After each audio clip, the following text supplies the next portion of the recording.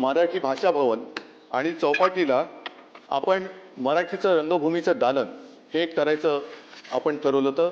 ते एक त्याच्याबद्दल सुद्धा आपण जर का काही केलं. आणि वरळी डेअरी आहे तिकडे जागतिक दर्जाचे पर्यटन केंद्र, मुंबईच्या पूर्व किनाऱ्याला सुद्धा एक पर्यटन केंद्र, अशी अनेक कामं अनेक गोष्टी आम्ही त्यावेळेला केल्या.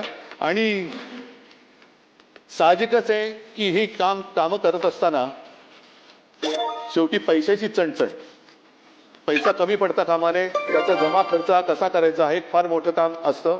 आणि तिथे आता माननीय उपमुख्यमंत्री जी आपण जे बोललात अजितदादा यांनी खंबीर साथ मला दिली. त्याच्यामुळे त्यांचं सहकार्य हे मी कधीच विसरू शकत नाही.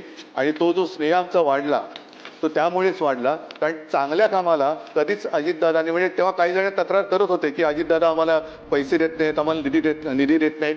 परंतु माझ्या आठवणीत तरी अशी कोणतीही गोष्ट नव्हती की एखादं चांगलं काम आहे आणि त्याला दादाने आडकाठी केलेली, असं कोणतंच काम नव्हतं. त्याच्यामुळे मला खास त्यांची आज आठवण तर येते. कारण या सगळ्या जो काय कालखंड आहे त्याच्यात ते एक मजबूत खांबासारखे माझ्यासोबत उभे राहिले.